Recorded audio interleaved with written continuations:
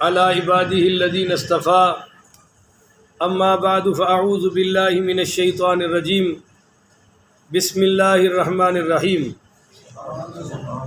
معزز محترم محتشم سامعین حضرات، 16 جون بروز جمعرات 2022 بعد نماز عشاء کا یہ درس قرآن انشاءاللہ سورہ ہود آیت نمبر 15 سے لے کر آیت نمبر 17 تک جاری رہے گا۔ سبحان اللہ۔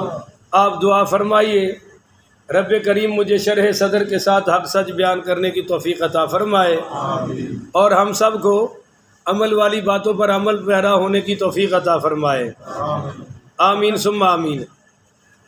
معزز سامعین، کل بیان ہو گیا تھا قرآن کی صداقت کا۔ اب آگے یہ نہیں بیٹا وہ اب آگے اللہ تعالیٰ پنکھا اب آگے اللہ تعالیٰ ان طبقات کا بیان فرما رہا ہے۔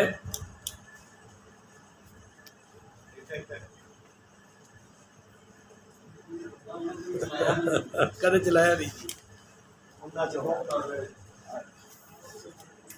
ہاں چلو شاباش، کوئی گل نہیں۔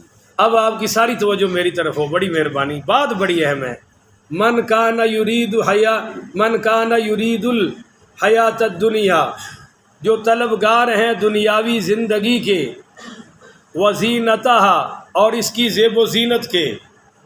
یرید یہ فعل مضارع ہے، اس میں دوام اور استمرار ہے کہ ہر وہ شخص جو عمل تو کرتا ہے مگر مقصد کیا ہے؟ یرید الحیات الدنیا وزینتہا، دنیا کی زینت، دنیا میں واہ واہ، دنیا میں بلے بلے۔ سیاست کریں گے دنیا کے لیے کہ دنیا اچھی بن جائے، اور مدرسہ بنائیں گے، مسجد بنائیں گے، حج پہ جائیں گے، عمرے پہ جائیں گے۔ کیا بات ہے جناب!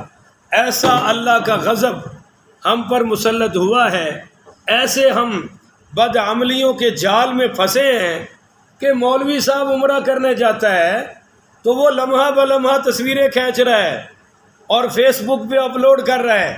اب مولانا صاحب ایئرپورٹ پہ اتر رہے ہیں جی، اب مولانا صاحب حجر اسود پہ ہیں جی، اب مولانا صاحب طواف کر رہے ہیں، مولانا صاحب سرکار کے معجزہ شریف کے سامنے کھڑے ہیں۔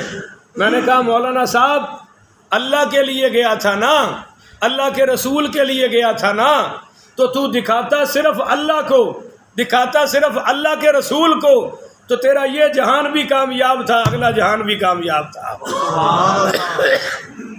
میرے بھائیوں، پہلے میں آیت کا ترجمہ پورا کر لوں، پھر آپ کو حدیثیں سناتا ہوں۔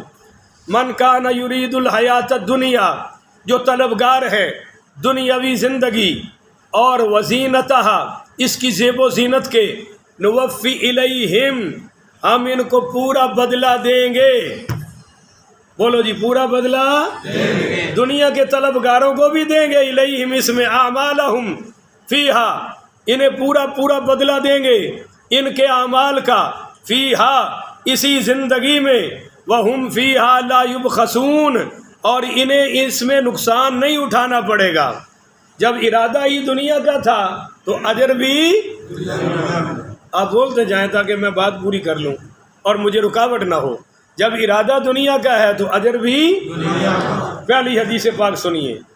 آپ سے سوال کرتا ہوں، کیا آپ میں سے کوئی بتا سکتا ہے کہ سب سے پہلے جہنم میں کون جائے گا؟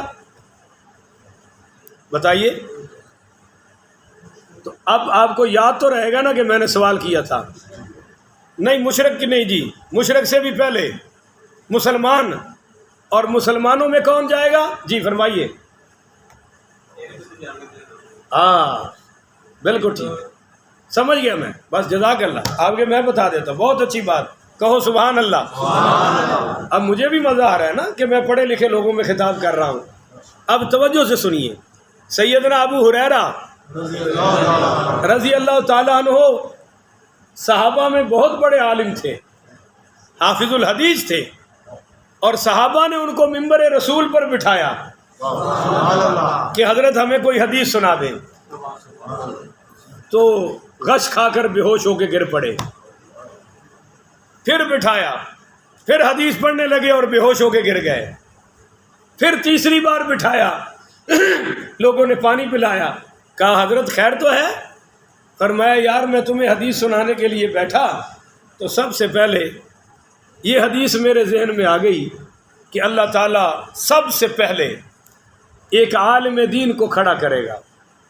3 شخصوں کا اور ایک روایت میں 4 شخصوں کا ذکر ہے، اور چاروں بڑے بڑے ہیں۔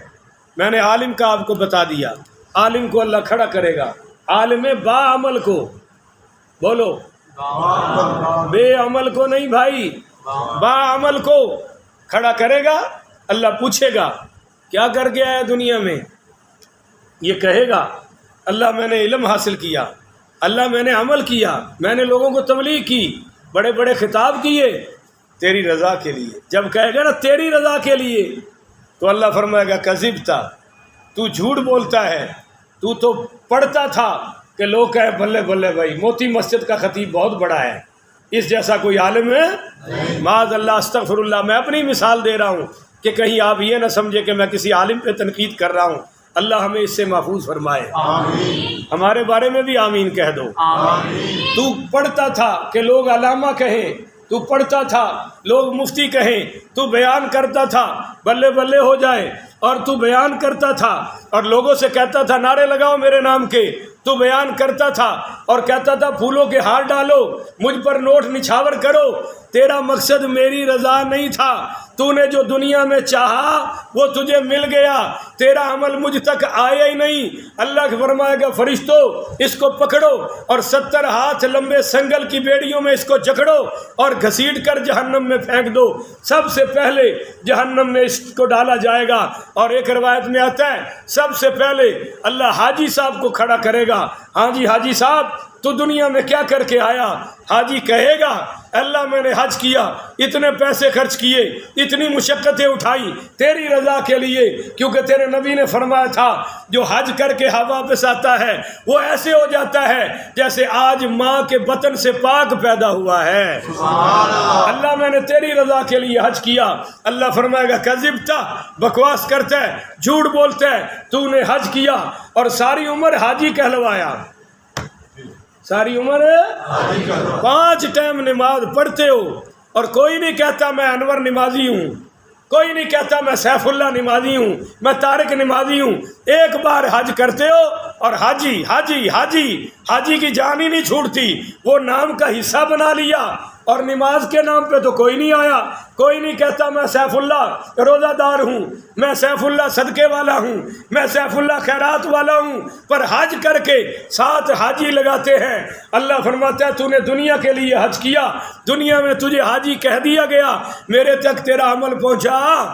پکڑو اس کو، جکڑو، یہاں ہاتھ ڈالیں گے فرشتے اور گھسیٹ کر جہنم میں پھینک دیں گے۔ پھر ایک سخی کو لایا جائے گا، مالدار سخی کو، وہ کہے گا اللہ میں نے مال خرچ کیا تیری رضا کے لیے۔ اللہ فرمائے گا پکڑو، یہ میری رضا کے لیے نہیں کرتا تھا، یہ کوئی خرچ کرتا تھا تو نیچے اپنا نام لکھتا تھا، بولو نیچے اپنے نام کی تختی لگی ہوئی ہے، فلاں نواب صاحب نے کمرہ بنوایا جی، فلاں نے دروازہ ہے جی، فلاں نے پنکھا لگوایا جی، کوئی بورڈ لائٹ لگوائی، اس کے اوپر اپنا اور اپنے ابے کا بھی نام لکھ دیا۔ کیوں لکھا؟ اگر اللہ کے لیے کیا ہے تو رب تو جانتا ہے، اگر تو رب کے لیے کرتا تو رب ہو سکتا ہے قیامت تک تجھے ثواب عطا فرماتا رہتا۔ تو نے اپنے نام کی پٹی کیوں لگوائی؟ اللہ کہے گا پکڑ اس کو، جکڑو، جہنم میں پھینکو، اس کی سخاوت میرے لیے۔ حضرات پھر چوتھا جو شخص ہے وہ ہے قاری قرآن، بولو قاری قرآن کو کھڑا کیا جائے گا۔ ہاں جی قاری صاحب کیا کر کے آئے ہو؟ قاری کہے گا اللہ میں قرآن پڑھتا تھا، پڑھاتا تھا، تلاوتیں کرتا تھا، دن رات نماز میں بھی پڑھتا تھا، تراویحوں میں سناتا تھا تیری رضا کے لیے۔ اللہ کہے گا کذبتا، جھوٹے، تو جھوٹ بول رہا ہے، تو پڑھتا تھا گلے سے اوپر اوپر، اندر تیرے قرآن نہیں گیا، تو پڑھتا تھا، لوگ واہ واہ کریں، کہیں بڑا قاری ہے جی، قاری ہے، مقری ہے، لوگوں نے واہ واہ کر دی۔ تو رمضان میں پڑھتا تھا، پہلے پوچھتا تھا بتاؤ تراویحوں میں خدمت کیا ہوگی، مجھے کتنے دو گے؟ تو وہ تو نے سب کچھ کر لیا، تجھے مل گیا، پکڑو اس قاری صاحب کو اور پھینکو جہنم میں. یہ قاری بھی جہنم میں، عالم بعمل بھی جہنم میں، حاجی بھی جہنم میں، سخی بھی جہنم میں. تو حضرت ابو ہریرہ فرمانے لگے انہی 4 شعبوں پر میں نے اپنی امید رکھی تھی کہ اللہ مجھے چاروں میں سے کسی میں ڈال کے بخشش کر دے گا. جب یہ 4 جہنم میں جا رہے ہیں تو یہی حدیث مجھے یاد آ گئی اور میں بے ہوش ہو کے گر پڑا اور اپنے آپ کو کہہ رہا تھا ابو ہریرہ تیرا کیا بنے گا؟ ابو ہریرہ تو کہاں جائے گا؟ تو نے بھی تو حج کی ہے، تو عالم بھی ہے، قاری بھی ہے. اللہ اکبر کبیرہ. حضرت ابو ہریرہ جیسی ہستی ان کو اپنا اتنا فکر ہے اور ہمیں کوئی اپنا فکر ہے؟ ہم یہاں اپنی نیکیاں دکھاتے پھرتے ہیں. اپنی نیکیاں سنیے حدیث. میرے آقا نے فرمایا بعض بندوں کے عمل اوپر جاتے ہیں، فرشتے دروازہ کھولتے، آسمان پہ دروازے بند ہیں، لے جاؤ اس کو. یہ اللہ کے لیے عمل کرنے والا، سارے بولو نا دوستو، یہ عمل اللہ کے لیے عمل کرنے والا. پھر ایک حدیث اور سنو. میرے نبی پاک نے فرمایا بعض بندوں کے آسمانوں کے دروازے بھی کھلیں گے اور اتنے کھلیں گے کہ عرش کے فرشتے اس کے اعمال کا استقبال کریں گے. سبحان اللہ. نہیں سمجھے ہو؟ جیسے میرے جیسا بد عمل آئے تو آپ سر کی طرف بٹھاتے ہیں، مولوی صاحب ادھر بیٹھے، آپ اٹھ کے کھڑے ہو جاتے ہیں، ہمارے امام صاحب آ گئے، ہمارے قاری صاحب آ گئے. اور میرے اندر کیا ہے یہ تو خدا جانتا ہے. اور قیامت والے دن اندر کے فیصلے ہوں گے، اس پر فیصلے نہیں ہوں گے کہ میں نے آپ سے کتنا پروٹوکول حاصل کیا ہے. حدیث میں حضور نے فرمایا اعمال اوپر جائیں گے، دروازے بھی کھل جائیں گے اور فرشتے استقبال کریں گے. سبحان اللہ. پر اللہ فرمائے گا لے جاؤ اس کے اعمال واپس کرو، یہ ریاکار ہے، یہ دکھلاوے کے کرتا تھا، اس پر میری لعنت ہے. جب اللہ کہے گا میری لعنت ہے تو فرشتے بھی کہیں گے اللہ جس پر تیری لعنت اس پر ہماری بھی لعنت. چنانچہ وہ اعمال واپس کر دیے جائیں گے. یہی وہ فکر تھی جو ولیوں کو راتوں کو تڑپاتی تھی. جو نماز پڑھنے والے نماز نہ پڑھنے والوں سے زیادہ ڈرتے تھے، کہتے تھے اللہ ہماری قبول فرما لے. جو پڑھتا ہی نہیں اس میں تو بادشاہ بندہ ہے نا. فکر تو ہے پڑھنے والوں کی کہ کہیں کو گڑبڑ تو نہیں ہو گئی، ریاکاری تو نہیں ہو گئی، شرک اصغر تو نہیں ہو گیا. دوستو یاد رکھو اب یہ بھی نہیں ہے کہ آپ پڑھے ہی نہ، تہجد ہی چھوڑ دیں کہ لوگ کہیں گے تہجد پڑھا. نہیں نہیں نہیں، یہ بھی نہیں. پر دل میں یہ بھی نہیں رکھنا کہ لوگ کہیں پڑھتا ہے، لوگ کہیں بڑا نیک ہے. اللہ اکبر کبیرہ. میں وہ رکن یمانی کے ساتھ نفل پڑھ رہا تھا اور مجھے یہاں سے پکڑا اس نے، پولیس والے نے جو بیت اللہ پر ہے. میں نے اس کو آگے سے گریبان سے پکڑ لیا. میں نے کہا یہاں سے کیوں پکڑا ہے؟ تو زبان سے بات. میں نے عربی میں اس کو کہا. اس نے مجھے کہا کہ تو نے قانون کا احترام نہیں کیا. میں نے کہا تو نے اللہ کے مہمان کا احترام نہیں کیا. بہرحال وہ بیت جو حتیم ہے نا سین کے، اس میں مجھے لے گئے. وہاں وہ ان کے علماء، وہاں علماء فیصلہ کرتے ہیں. پولیس علماء کے متحد ہے. بولو پولیس اس علماء کے، اور اتنے سپاہیڑا بھی ساڈے قابو نہیں ہوتا، وہی ساری گل نہیں سنتا. اور وہاں کا وزیر بھی عالم کے تابع ہے. انہوں نے میرے سے بات کی کہ کیا ہوا، اور مجھے پوچھا تم کون ہو؟ میں نے کہا میں عالم ہوں، میں امام ہوں، خطیب ہوں. انہوں نے فوراً مجھے آب زمزم پہ لانا شروع کر دیا. اور پولیس والے سے کہا کہ بھئی علماء کا احترام کرو. اس نے کہا اس کے کپڑے عام ہیں، عالموں والے کپڑے نہیں. اور یہ بھی وہاں عالموں والے کپڑے نہیں ہیں، علماء کا لباس اور ہے. بولو علماء کا لباس ہے. ایتھے جو علماء بھی مشٹنڈے بن کے پھر دینے نا، انہوں نے کپڑے بھی انسان والے نہیں نے. بہرحال میرے دوستو اگر عمل اللہ کے لیے ہے تو پھر امید رکھو کہ اللہ قبول فرمائے گا. اور اگر یہ چکر ہے میں دیکھوں اور آپ مجھے دیکھیں، میں آپ کی تعریف کروں، آپ میری تعریف کریں، تو اللہ کہتا ہے دنیا میں بدلہ دوں گا. اولئک الذین، یہی وہ لوگ ہیں، لیس لہم فی الآخرۃ، ان کا آخرت میں کوئی حصہ نہیں ہے، الا النار، صرف آگ ہی آگ ہے. بعض نے تو کہا یہ کافروں کے لیے اتری ہے، بعض نے کہا بھائی جو ریاکار ہیں وہ بھی اس میں، اگرچہ آیت ان کے لیے نہیں اتری پر وہ شامل تو ہو گیا نا. وَحَبِطَ مَا صَنَعُوا فِيهَا، اور برباد کر دیا گیا جو کچھ انہوں نے دنیا میں کیا.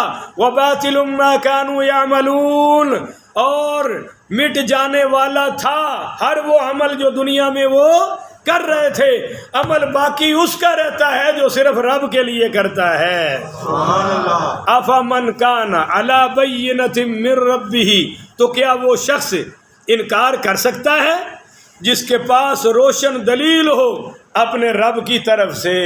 سبحان اللہ۔ اس شخص سے مراد ذات مصطفیٰ ہے۔ سبحان اللہ۔ کہیے نا سبحان اللہ۔ سبحان اللہ۔ علی بینۃ من ربہ، جن کے پاس روشن دلیل ہے اپنے رب کی طرف سے، وَيَتْلُوهُ شَاهِدٌ مِّنْهُ، اور اس کے پیچھے ایک سچا گواہ بھی آ گیا ہو اللہ کی طرف سے۔ سبحان اللہ۔ بَيِّنَةٍ مِّن رَبِّهِ، رب کی طرف سے دلیل کیا ہے؟ یہ قرآن، سبحان اللہ۔ یہ میرے آقا کی نبوت کی سچی دلیل ہے۔ کہو نا سبحان اللہ۔ دلیل ہے، اور شاہد گواہ کون ہے؟ بعد نے کہا جبریل امین گواہ ہیں، بولو جبریل امین ہے۔ اور وشاہد منہ، وشاہد منہ کون ہے؟ بعد نے کہا جی وشاہد منہ سے مراد حضور پاک کی اپنی زبان ہے۔ اور وشاہد منہ کون ہے؟ توجہ سے بات سنیے، وشاہد منہ سے مراد حضرت علی پاک کی ذات ہے۔ سبحان اللہ۔ اور حضرت محمد بن حنفیہ پڑھیے رضی اللہ تعالی عنہ، انہوں نے اپنے بابا مولا علی سے خود پوچھا کہ قلت لابی انت شاہد، کہ میں نے اپنے باپ سے پوچھا حضور کیا آپ شاہد ہیں؟ وددت ان اکون انا ہوا لیکنہ لسان رسول اللہ صلی اللہ علیہ وسلم، تو مولا علی پاک نے فرمایا میرا تو بہت دل چاہتا تھا کہ میں ہی شاہد بنوں، لیکن حضور پاک صلی اللہ علیہ وسلم کی زبان مبارک شاہد ہے، یہ رب کی گواہ ہے۔ اور سنیے تفسیر روح البیان اٹھا لیجئے، علامہ اسماعیل حقی نے بھی لکھا ہے، اور روح المعانی میں علامہ محمود علوسی نے لکھا ہے کہ شاہد سے مراد ابو بکر صدیق کی ذات ہے، کیونکہ حضور جو فرماتے جاتے تھے، قرآن کہتا ہے نا والذی جاء بالصدق وصدق بہ، ایک ہستی سچ کو لانے والی ہے اور ایک ہستی سچ کی تصدیق کرنے والی ہے۔ سچ کو لانے والی ذات مصطفیٰ کی ہے اور سچ کی تصدیق کرنے والی ذات حضرت ابو بکر صدیق کی ہے۔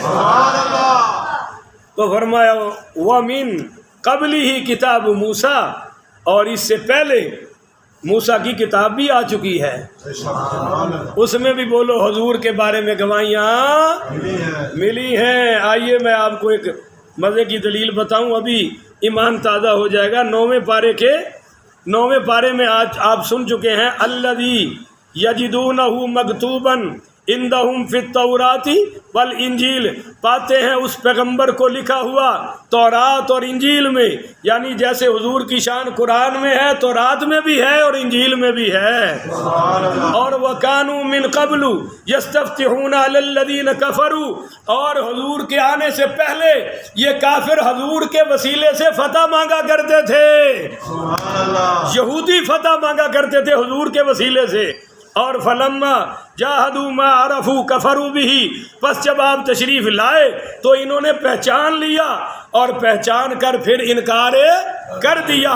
تو اللہ کہتا ہے میرے نبی کے حق میں وَمِن قَبْلِهِ کتاب موسیٰ اماما، اس سے پہلے کتاب موسیٰ آ چکی ہے اماما، جو امام تھی، وَرَحْمَةً، اور سراپا رحمت ہے، أُولَئِكَ يُؤْمِنُونَ بِهِ، قطعاً نہیں بلکہ یہ لوگ تو ایمان لائیں گے اس پر، وَمَن يَكْفُرْ بِهِ مِنَ الْأَحْزَابِ، اور جو کفر کرے اس کے ساتھ مختلف گروہوں میں سے، فَالنَّارُ مَوْعِدُهُ، فرمایا ان کے ساتھ جہنم کی آگ کا وعدہ ہے۔ مختلف گروہوں میں سے وَمَن يَكْفُرْ بِهِ مِنَ الْأَحْزَابِ فَالنَّارُ مَوْعِدُهُ، جو بھی مختلف گروہوں میں سے میرے نبی کا انکار کرے، کفر کرے، یہودی ہو، عیسائی ہو، صابی ہو، ہندو ہو، سکھ ہو، کوئی بھی ہو، اس کے ساتھ فَالنَّارُ مَوْعِدُهُ، وعدہ ہے آگ کا، بولو وعدہ ہے۔ اور سچے تورات اور انجیل والے وہ ہیں جو حضور پر کلمہ پڑھ کر ایمان لائیں گے۔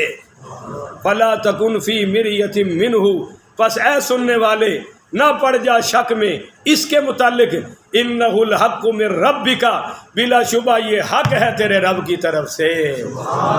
یعنی قرآن میں شک کرنا، ولیکن اکثر الناس لا یؤمنون، لیکن اکثر لوگ ایمان نہیں لائیں گے، اکثریت بے ایمانوں کی رہتی ہے۔ اللہ تعالیٰ سے دعا ہے اللہ مجھے اور آپ کو ریاکاری سے بچ کر اعمال صالحہ کرنے کی توفیق عطا فرمائے۔ ایک حدیث آپ کا ایمان اور میرا ایمان تازہ کرنے کے لیے اور سنا دوں، بڑی کمال کی ہے۔ میرے نبی کریم پڑھیے صلی اللہ علیہ وآلہ وسلم نے فرمایا، اور یہ بھی حضرت انس سے مروی ہے، من کانت نیتہ طلب الآخرۃ، جو بندہ ہر عمل میں نیت کرتا ہے آخرت کی، بولو جی نیت کرتا ہے، جعل اللہ غناہ فی قلبہ، اللہ تعالیٰ اس کے دل کو غنا سے بھر دیتا ہے۔ سبحان اللہ۔ غنا کیا کہتے ہیں؟ اللہ اس کے دل کو مالا مال کر دیتا ہے۔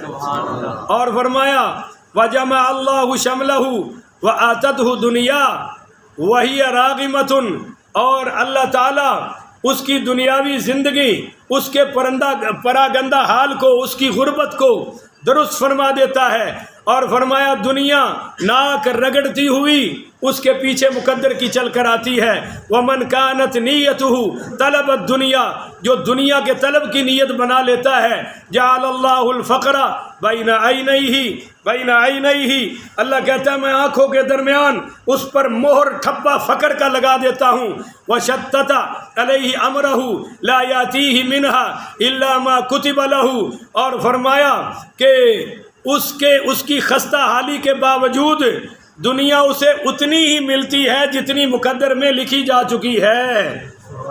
بولو جتنی مقدر میں اتنی ملنی ہے، زیادہ مل سکتی وہ بھی جتنی اللہ چاہے گا، جو مقدر میں ہے وہی ملے گی۔ اور آپ صلی اللہ علیہ وسلم نے فرمایا کہ جو آخرت کا ارادہ کرتا ہے، دنیا اس کی ناک رگڑتی ہوئی، ذلیل ہوتی ہوئی اس کے پیچھے آ جاتی ہے۔ جن کے اندر دین ہوتا ہے دنیا پیچھے پیچھے ہوتی ہے، اور جن کے اندر دنیا ہوتی ہے ان کا دین پیچھے پیچھے ہوتا ہے۔ پوچھو نماز کیوں نہیں پڑھی؟ دکان سے ٹائم نہیں پڑا، گاہک بڑے آگے سے، تو جی فلاں مسئلہ پڑ گیا جی، فلاں کچہری میں جانا پڑا جی، فلاں عدالت میں۔ ہاں نماز تو نہیں پڑھتا سال پورا، پر جنازے میں اگلی صف میں، تو یہ عمل اللہ تک جائے گا؟ اگر آپ کہتے ہیں جی اللہ کے لیے پڑھ رہا ہے، تو ہم کہتے ہیں نماز بھی پڑھے۔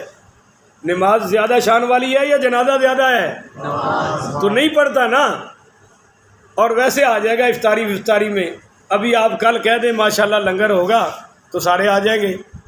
اور مسجدوں میں اعلان کیا ہوتا ہے، حضرات نماز پڑھی گئی ہے ہن آ جاؤ، نماز پڑھی گئی ہے ہن آ جاؤ۔